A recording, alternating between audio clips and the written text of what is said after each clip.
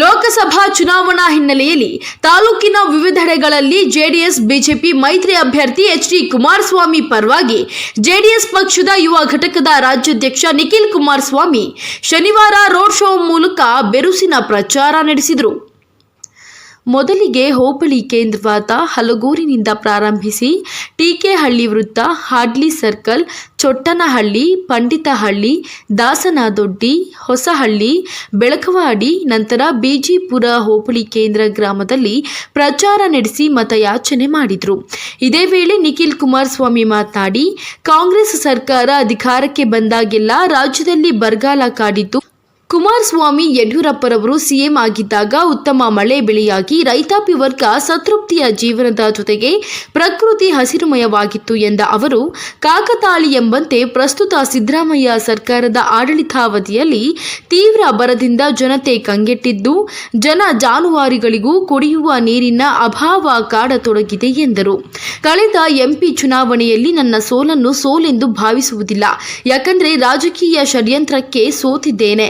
ರಾಜ್ಯದ ರೈತ ಹಿತಕ್ಕಾಗಿ ಹಾಗೂ ಕಾವೇರಿ ನೀರಾವರಿಗೆ ಸಮಸ್ಯೆ ನಿವಾರಣೆಗೆ ಶಾಶ್ವತ ಪರಿಹಾರ ಕಂಡುಕೊಳ್ಳಲು ಪ್ರಸ್ತುತ ಚುನಾವಣೆಯಲ್ಲಿ ಮೈತ್ರಿ ಅಭ್ಯರ್ಥಿಯಾಗಿರುವ ಸಾಮಾನ್ಯ ಜನ ಮೆಚ್ಚಿದ ಆಡಳಿತ ನೀಡಿದ್ದ ಮಾಜಿ ಸಿಎಂ ಕುಮಾರಣ್ಣರವರನ್ನು ಪ್ರಚಂಡ ಬಹುಮತದಿಂದ ಮತ ನೀಡಿ ಆಯ್ಕೆ ಮಾಡಿ ಲೋಕಸಭೆ ಕಳಿಸುವಂತೆ ಮನವಿ ಮಾಡಿದರು.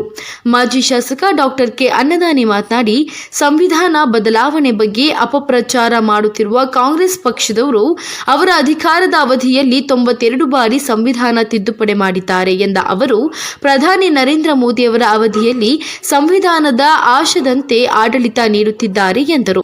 ರಾಜ್ಯದಲ್ಲಿ ಗ್ಯಾರಂಟಿ ಯೋಜನೆಗಾಗಿ ದಲಿತರಿಗೆ ಮೀಸಲಿರಿಸಿದ್ದ 11,000 ಕೋಟಿ ಹಣವನ್ನು ಸಿದ್ದರಾಮಯ್ಯ ಸರ್ಕಾರ ದುರ್ಬಳಕೆ ಮಾಡಿಕೊಂಡಿದ್ದು, ದಲಿತರು ಇನ್ನಾದರೂ ಜಾಗೃತರಾಗದಿದ್ದರೆ ಕಾಂಗ್ರೆಸ್ನವರು ಮತಕ್ಕಾಗಿ ಬಳಸಿಕೊಂಡು ಅನ್ಯಾಯ ಮಾಡುತ್ತಾರೆ ಎಂದು ಕಿಡಿಕಾರಿದರು.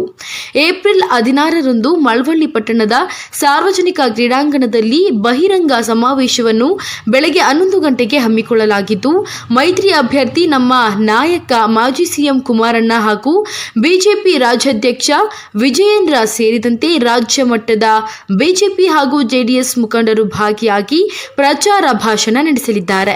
ಅಂದಿನ ಸಭೆಗೆ ಹೆಚ್ಚಿನ ಸಂಖ್ಯೆಯಲ್ಲಿ ಎರಡೂ ಪಕ್ಷಗಳ ಕಾರ್ಯಕರ್ತರು ಆಗಮಿಸಿ ಯಶಸ್ವಿಗೊಳಿಸುವಂತೆ ಮನವಿ ಮಾಡಿದರು.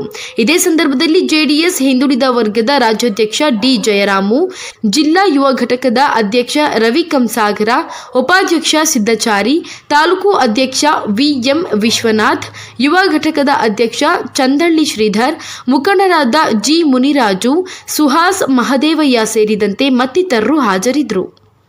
भारत माता के, जेडीएस पार्टी के, बीजेपी पार्टी के, नरेंद्र मोदी जी के, एच.डी. देवेगौडर के, एच.डी. कुमारस्वामी अवರಿಗೆ, निखिल कुमारस्वामी अवರಿಗೆ, डॉक्टर के अन्नदानी अवರಿಗೆ, बोलो भारत माता के, बोलो भारत माता के.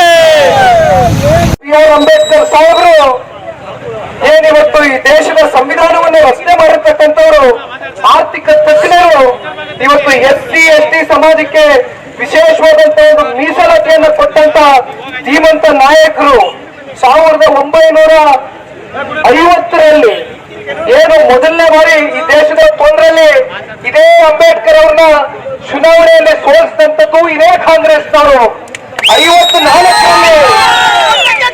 54ರಲ್ಲಿ ಮತ್ತೆ ಬಾಂಬೆಯಿಂದ ಏನು ಸ್ಪರ್ಧೆ ಮಾಡ್ತಾರೆ ಉಪಚುನಾವಣೆಗೆ, ಇದೇ ಕಾಂಗ್ರೆಸ್ನವರು ಮತ್ತೆ ಸೋಲಿಸ್ತಾರೆ. ಒಂದು ಪ್ರಶ್ನೆ ಮಾಡ್ತಾರೆ ಇವತ್ತು ಕಾಂಗ್ರೆಸ್ನ ನಾಯಕರುಗಳಿಗೆ, ಇವತ್ತೇನು ಶ್ರೀಮತಿ ಇಂದಿರಾ ಗಾಂಧಿ ಅವರು ಇರ್ಬೋದು, ರಾಜ್ಯ ಪರವಾಗಿ, ಸಾರ್ವಜನಿಕರ ಪರವಾಗಿ, ಮಂಡ್ಯ ಜಿಲ್ಲೆ ಜನತೆ ಪರವಾಗಿ ಒಬ್ಬ ಯುವಕ ನಿಮ್ ಜೊತೆ ನಿಲ್ಲಬೇಕು ನಿಮ್ ಕಷ್ಟ ಸುಖದಲ್ಲಿ ಅಂತಕ್ಕಂಥ ಮನಸ್ಸಿಟ್ಕೊಂಡ್ ಬಂದಿದೆ. ಆದ್ರೆ ರಾಜಕೀಯದ ಷಡ್ಯಂತ್ರದಿಂದ ಇದೇ ಕಾಂಗ್ರೆಸ್ ಪಕ್ಷದ ನಮ್ಮ ರಾಜ್ಯದ ಮುಖ್ಯಮಂತ್ರಿನೇ ಹೇಳಿದ್ರು ಮೊನ್ನೆ, ಅದು ನೀವು ಚರ್ಚೆ ಮಾಡಲ್ಲ. ಯಾಕೆಂದ್ರೆ ನಾವೆಲ್ಲ ಒಂದಾಗಿದ್ದೀವಿ, ಮೈತ್ರಿಕೂಟ. ಇವತ್ತು ಚರ್ಚೆ ಮಾಡಬಾರ್ದು. ಅದು ಬಹಳ ಜನ ಇವತ್ತು ಹೇಳ್ತಾರೆ ಪಕ್ಷಾತೀತವಾಗಿ, ಏನ್ರಿ ಕುಮಾರಣ್ಣನ ಮಗ 2 ಬಾರಿ ಚುನಾವಣೆ ಸೋತ್ಬಿಟ್ಟಿದಾನಲ್ಲ, ಅವ್ರ ರಾಜಕೀಯ ಭವಿಷ್ಯ ಏನು ಅಂತಕ್ಕಂಥದ್ದು. ನಮ್ಮ ತಂದೆಯವರು ಎಂದೂ ಕೂಡ ಅವನ ಮಗನ ರಾಜಕೀಯದ ಭವಿಷ್ಯದ ಬಗ್ಗೆ ಚಿಂತೆ ಮಾಡಿದ್ರೆ, ನಾನು ರಾಮನಗರದಲ್ಲಿ ನಿಂತ ಸಂದರ್ಭದಲ್ಲೂ ಕೂಡ ಕುಮಾರಣ್ಣ ಅವ್ರು ಏನು ಪಂಚರತ್ನ ಕಾರ್ಯಕ್ರಮ ಮಾಡಿದ್ರು, 5 ಪಂಚರತ್ನ ಕಾರ್ಯಕ್ರಮಗಳು, ಅವರ ಅನುಭವದ ಕಾರ್ಯಕ್ರಮಗಳು ರೂಪಿಸೋದ್ರಣ ಒಂದು ದಿನ ನಾನು ಅರ್ಧ ದಿನ ಪುಣ್ಯಾತ್ಮನ್ ಕರೀಲಿಲ್ಲ, ನನ್ನ ಪರ್ವ ಬನ್ನಿ ಚುನಾವಣೆ ಮಾಡಿ ಪ್ರಚಾರ ಮಾಡಿ ಅಂತ. ಅವರು ರಾಜ್ಯ ಕಟ್ಟಬೇಕು, ಈ ರಾಜ್ಯದ ರೈತರಿಗೆ 7.5 ಕೋಟಿ ಕನ್ನಡಿಗರಿಗೆ ಒಳ್ಳೇದಾಗಬೇಕು ಅಂತಕ್ಕಂಥದ್ದು ನಾನು ಕೂಡ ಬಯಸ್ತಕ್ಕಂಥ ವ್ಯಕ್ತಿ. ನನ್ನ ರಾಜಕಾರಣ ಆಗ್ಲಿ, ನನ್ನ ರಾಜಕಾರಣದ ಬದುಕಾಗ್ಲಿ ತೀರ್ಮಾನ ಮಾಡ್ತಕ್ಕಂಥದ್ದು ನಾನು ಯಾವ ರೀತಿ ಜನಗಳ ಜೊತೆ ನನ್ನ ನಡವಳಿಕೆಗಳನ್ನ ಇಟ್ಕೊತೀನಿ, ಯಾವ ರೀತಿ ನನ್ನ ಸಂಬಂಧಗಳನ್ನ ಇಟ್ಕೊತೀನಿ, ಅದ್ರ ಮೇಲೆ ಜನ ತೀರ್ಮಾನ ಮಾಡ್ತಾರೆ. ಆ ದೇವರು ಭಗವಂತ ತೀರ್ಮಾನ ಮಾಡ್ತಾರೆ ಯಾವಾಗ ಏನ್ ಕೊಡ್ಬೇಕು ಅಂತಕ್ಕಂಥದನ್ನ. ಒಬ್ಬ ಯುವಕ ನಾನು ನಂಬಿದ್ದೇನಣ್ಣ.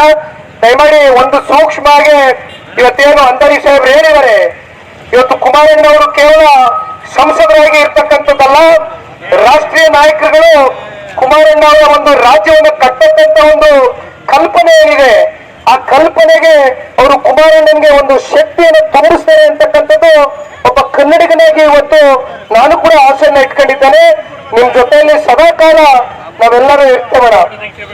ನಿಮ್ಮೆಲ್ಲರ ಒಂದು ಆಶೀರ್ವಾದ, ನಿಮ್ಮೆಲ್ಲರ ಒಂದು ಆರೈಕೆ ದಯಮಾಡಿ ಮಾನ್ಯ ಕುಮಾರಣ್ಣ ಅವ್ರ ಮೇಲೆ ಹೇಳ್ಬೇಕು ಅಂತಕ್ಕಂಥದ್ದು ಈ ಸಂದರ್ಭದಲ್ಲಿ ಕೈ ಜೋಡಿಸಿ ಮನವಿ ಮಾಡ್ತಾ, ಮತ್ತೆ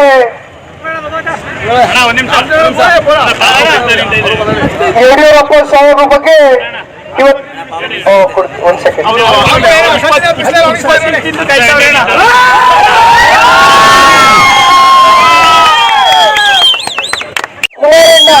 ಅದೇ ಯಡಿಯೂರಪ್ಪ ಸಾಹೇಬರು ಸರ್ಕಾರ ಗೊತ್ತಾಯ್ತಂಗೆನೆ ಯಾವ ಮಟ್ಟಕ್ಕೆ ಮಳೆ ಕೆರೆ ಕಟ್ಟೆಗಳೆಲ್ಲ ತುಂಬಿ ಕೆರೆ ಇದು ಒಂದು ಪ್ರಕೃತಿಯ ಭಗವಂತ ಪ್ರಕೃತಿ ಮೂಲಕ ಒಂದು ಆಶೀರ್ವಾದ ಮಾಡ್ತಕ್ಕಂಥದ್ದು. ಹಾಗಾಗಿ ಇದು ಯಾವ ಗ್ಯಾರಂಟಿ ಇದೆ?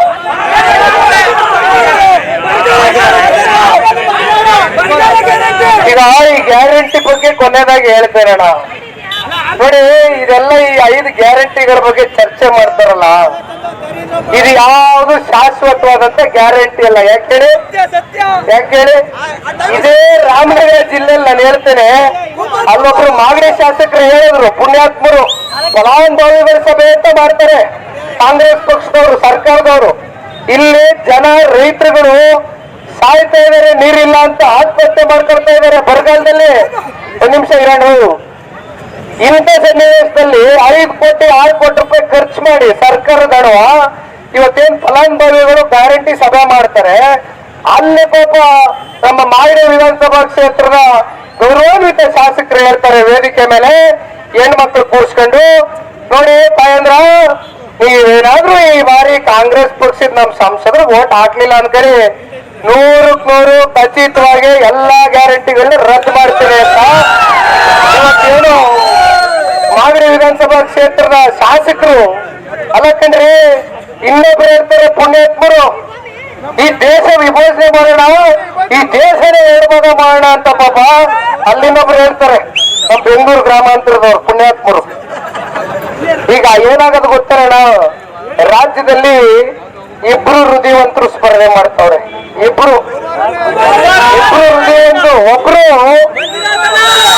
ಒಬ್ರು ವೈದ್ಯಕೀಯ ಕ್ಷೇತ್ರದಲ್ಲಿ ಹಲವಾರು ಲಕ್ಷಾಂತರ ಬಡ ಕುಟುಂಬಗಳಿಗೆ ಉಚಿತವಾಗಿ ಹೃದಯದ ಶಸ್ತ್ರಚಿಕಿತ್ಸೆ ಮಾಡಿರ್ತಕ್ಕಂಥದ್ದು. ಎಂದು ಯಾವುದು ಸ್ವಾರ್ಥ ಇಲ್ದಿರ, ಅಪೇಕ್ಷೆ ಇಲ್ದಿರ, ನಿರೀಕ್ಷೆ ಇಲ್ದಿರ ವೈದ್ಯಕೀಯ ಕ್ಷೇತ್ರದಲ್ಲಿ 35 ವರ್ಷಗಳ ಕಾಲ ಸಾಧನೆ ಮಾಡಿರ್ತಕ್ಕಂಥದ್ದು ಒಬ್ಬ ಹೃದಯವಂತ. ಇನ್ನೊಬ್ಬ ಹೃದಯವಂತ ಮನೆಗೆ ಯಾರೇ ಹುಡುಕ ಬರಲಿ, ಯಾರನ್ನೂ ಕೂಡ ಬರಿಗಳಲ್ಲಿ ಕಳಿಸ್ತಕ್ಕಂಥದ್ದು, ಯಾರನ್ನೂ ಕೂಡ ನಿರಾಸೆಯನ್ನು ಉಂಟು ಮಾಡತಕ್ಕಂಥ ಒಂದು ಮನಸ್ಥಿತಿಯನ್ನು ಇಟ್ಕೊಳ್ಳದೆ ಇರ್ತಕ್ಕಂಥ ಗುಣವಂತ ಹೃದಯವಂತ ಅಣ್ಣ ಅಂತಕ್ಕಂಥ ಪ್ರೀತಿಯಿಂದ ಬಿರುದನ್ನು ಕೊಟ್ಟಿರ್ತಕ್ಕಂಥ ಕರ್ನಾಟಕ ರಾಜ್ಯದ ಜನ ನೀವುಗಳು ಕುಮಾರಣ್ಣ ಅವರು. ಈ ಬಾರಿ 2 ಕಡೆ, ಒಂದ್ ಕಡೆ ಹಣವಂತರು, ಇನ್ನೊಂದ್ ಕಡೆ ಗುಣವಂತರು, ಇನ್ನೊಂದ್ ಕಡೆ ಹಣವಂತರು, ಇನ್ನೊಂದ್ ಕಡೆ ಹೃದಯವಂತರು. ತೀರ್ಮಾನ ನಿಮ್ದು. ನೀವೆಲ್ಲ ಪ್ರಬುದ್ಧರಿದ್ದೀರಿ, ಬುದ್ಧಿವಂತರಿದ್ದೀರಿ, ಇನ್ನು ಹಲವಾರು ಕಡೆ ಸಾಗಬೇಕು. ದಯಮಾಡಿ ಬೇಸಿಗೆ ನೋಡಿ ಹೆಂಗದೆ, ನಡ್ರಿ, ದಯಮಾಡಿ ನಡ್ರಿ.